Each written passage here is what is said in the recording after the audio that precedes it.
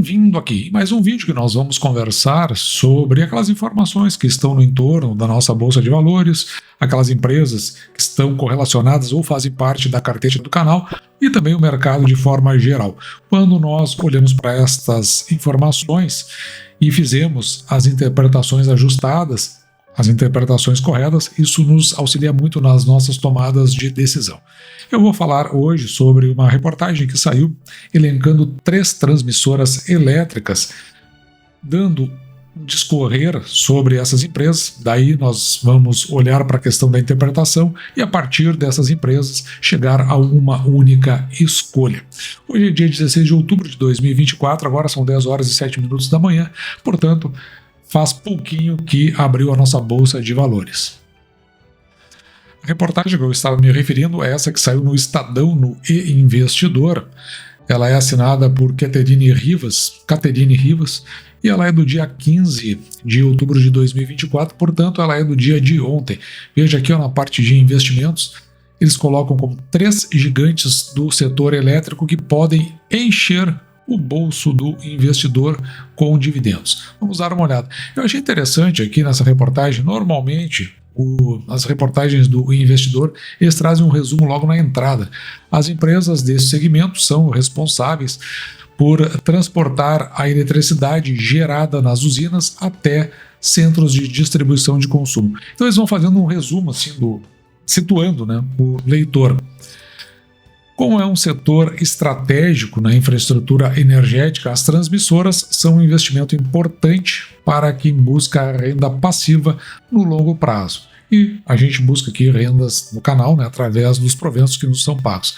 As companhias de transmissão de energia operam sob concessão do governo, geralmente com prazos que ficam ali em torno de 30 anos, e desta forma os investidores têm uma possibilidade de receita no longo prazo, receita até, de certa forma, estável. Então, essa primeira introdução, ela resume tudo o que vai estar nos primeiros parágrafos.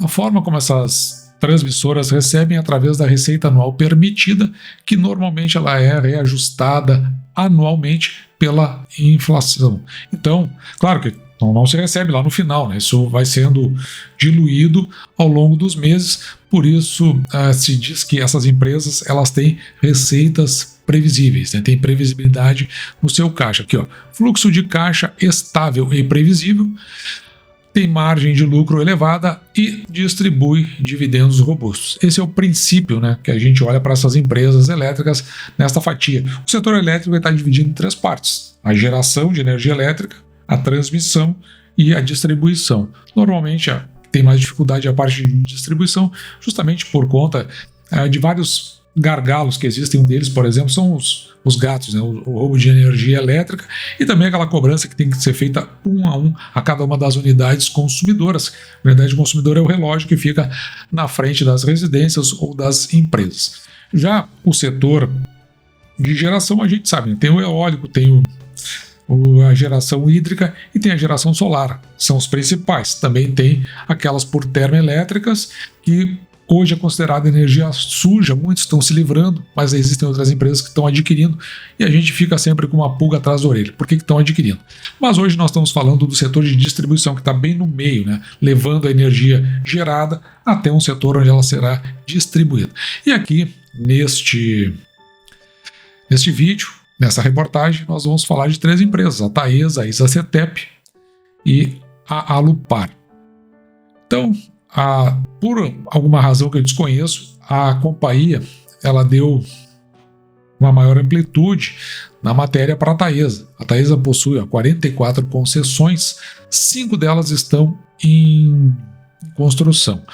A maior parte da receita ela é corrigida pelo IGPM, 55%, e 45% pelo IPCA, então todas corrigidas pela inflação.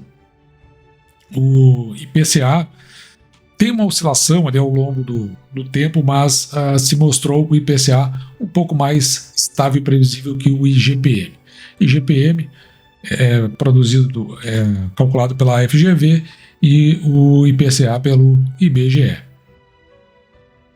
Uma questão aqui da Taesa é que a partir de 2030 ocorrem os vencimentos de concessões que são vinculadas ao IGPM, portanto as concessões mais antigas, o que mostra que as concessões atuais elas estão sendo indexadas pelo IPCA.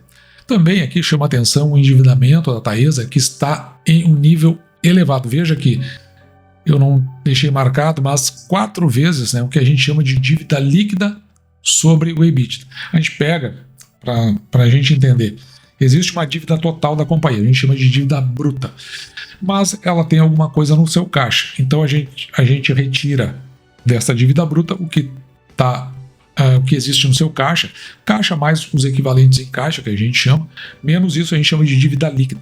Quando a gente coloca esse valor sobre o EBITDA, que o EBITDA é exatamente o lucro, né, antes das amortizações, das depreciações, dos juros e dos impostos. Na verdade, tem uma ordem nisso aí, né, que é juros, impostos, depreciações e amortizações, porque é exatamente nesta ordem que ocorre. O que significa isso? Que se ela utilizasse todo esse valor chamado EBITDA, né, para pagar as suas dívidas, ela o faria em 4 anos. Só que daí, claro, evidentemente, né, não haveria lucro para ser distribuído e nem para ser investido. Então é mais ou menos assim que a gente calcula. Quanto menor esse valor aqui, melhor. Veja que o da Taesa é de 4 vezes. E em que pese esse endividamento alto, e agora ela está fazendo algumas correções, ela mesmo assim, né, nos últimos tempos, se manteve pagando bons dividendos no período. Ela está fazendo um ajuste. Antigamente, ela considerava o lucro líquido, IFRS, que é o padrão internacional para as suas demonstrações contábeis. E desta vez, até para fazer alguma contenção e também reduzir a sua dívida, ela está indo para o lucro líquido, o regulatório, que é aquele que é imposto pela ANEEL, né? É uma leitura diferente. E ela vai pagar, então, no mínimo 75% no seu lucro líquido regulatório.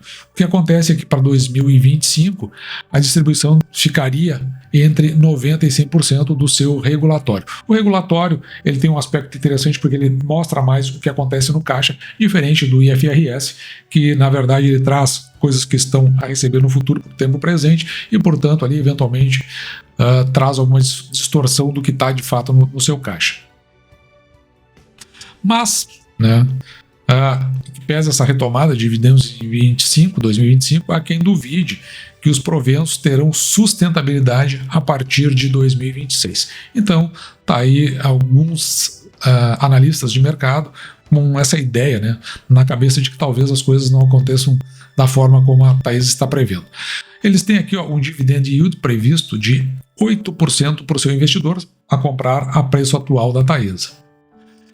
E depois termina aqui com uma projeção de dividendos da Taesa para os próximos 12 meses. Então a gente vê aqui que quem faz essa análise, aqui no caso o projeto Vida de Acionista, ele coloca aqui em 6,9%, a Nord Research coloca em 9%, a Suno Research em 6,5%, o AGF, Ações Garantem o Futuro, em 10,9%, é a mais otimista de todas e o Guia investe em 6,5%. Você compra a ação hoje e você retorna ao ano, né, pelo menos nos próximos 12 meses, esses percentuais que estão sendo colocados nesta coluna aqui na parte central. E aqui no canal nós também fazemos a nossa projeção, nós vamos olhando o desempenho das companhias, trimestre a trimestre, a partir agora do final do mês já começa a partir de Santander, e lá pelo meio do mês de novembro vai ter também aqui da Taesa. Então, neste caso aqui da Taesa, a nossa projeção é de 9,36% de dividend yield, isso, claro, né, encerrado o exercício de 2024. Casando mais aqui com a análise de 9% da Nord Research. Também segue aqui falando sobre a ISA-CETEP, TRPL3, TRPL4. A ISA-CETEP, no caso, ela possui 35 concessões de transmissão, das quais 7 em construção. E é interessante, não está dito aqui na reportagem, mas as que estão em construção são relevantes, até porque teve uma boa participação no último leilão, a ISA-CETEP. O vencimento médio das concessões está para 2045, portanto, tem uma vantagem aqui sobre a Taesa, E, no entanto, ela tem outros desafios, que é o fim de uma receita advinda da RBSE, Rede Básica do Sistema Existente, que lá atrás ela entrou na justiça para buscar alguns reparos, porque não foi considerado isso dentro dos leilões que ela participou. Ela venceu, isso ainda venceu judicialmente, está recebendo isso, mas ainda existe contestação por parte da ANEEL. Inclusive, isso ainda tem toda uma confusão. Mas, de qualquer forma, isso vai acabar a partir do ano de 2028. Então, pelo menos vai ter uma redução muito significativa, próximo a 90% ou até mais do que 90%. Desta forma, isso pode impactar nos dividendos a serem pagos a partir de 2028. Portanto, é o risco da queda temporária nos dividendos que é mencionado aqui dentro dessa parte da reportagem no parágrafo. Nos próximos 4 anos, estão previstos investimentos da ISA-CETEP de 15 bilhões, sendo 5 bilhões em reforços e melhorias. Aí que tá, quando vence a concessão, já foi perguntado aqui no canal o que acontece. O normal é que a empresa ela acabe reduzindo a receita anual permitida que ela recebe e acabe ficando com a concessão, mas só que fazendo apenas melhorias dentro daquela linha de transmissão, já que os investimentos são pequenos. Então, essa é a tendência, isso tem acontecido com a ISA-CETEP, por isso que esses 5 bilhões em reforços e melhorias. Por outro lado, a companhia tem 10 bilhões nas 10 concessões que ela tem. Então, se você considera que ela tem essa receita anual permitida que eu ficar na casa de 1 bilhão, então só aqui ela já vai compensar pelo menos a perda que ela pode ter em relação à RBSE. Então ela está pelo menos se mexendo, né, de forma a melhorar essa questão. O endividamento da ISA-CETEP ele está na casa aqui, ó, dos 2,46%, está mais controlado que a Taesa. Atualmente a empresa está fazendo apenas um anúncio de proventos por ano. Isso aqui é uma coisa que eu não gosto na ISA-CETEP. Provavelmente ela deve anunciar agora em dezembro, que é o que ela tem feito, né?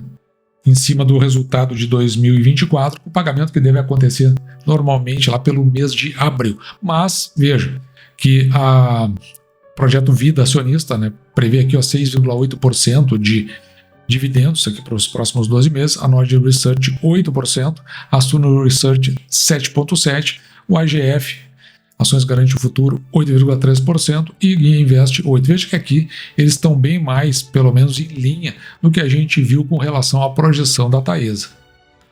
Já a projeção aqui do canal tem uma linha mais conservadora, ficando em 7,2%. E por fim, a Alupar. A Alupar aqui ela é bem diferente, né, de todas as outras, né? Veja que ela ainda possui 9% de ativos internacionais, isso porque ela tem vencido leilões no Chile, no Peru e na Bolívia. E essas concessões, às vezes até são concessões perpétuas, e elas têm remuneração em dólar, mas também tem concessões aqui no Brasil. E dessas concessões, os vencimentos ficam entre pelo menos 18% deles entre os anos de 2030 e 2032, o restante é mais do que isso, portanto a posição de Alupar é confortável. As concessões da companhia chegam próximo de 20 anos e mais de 10% da sua receita se encontra em modelos de concessão perpétuos, aqueles que são adotados no exterior, né? Colômbia, no Chile e também no Peru, embora não esteja aqui. A companhia ainda precisa fazer investimentos para implementar os seus novos empreendimentos. No exterior está na ordem de R$500 bilhão, já convertido do dólar para real. E isso aí tem um prazo para ocorrer. Na verdade, muitos desses investimentos, muitas dessas concessões, né, elas são pequenas, mas o somatório é bastante significativo. O endividamento da Alupar está em 3,3 vezes a dívida líquida sobre o EBITDA. É uma companhia que tem se mostrado disposta a equilibrar proventos, endividamento e crescimento. Que é a parte que eu não gosto, né? Porque aí vai depender muito também da sua visão e sua ideia enquanto investidor. Mas toda vez que coloca muito à frente a questão do crescimento da companhia, você vai reduzir o pagamento dos seus proventos. E o fundamento aqui do canal é que a gente busque proventos para justamente nós termos, né, essa renda passiva.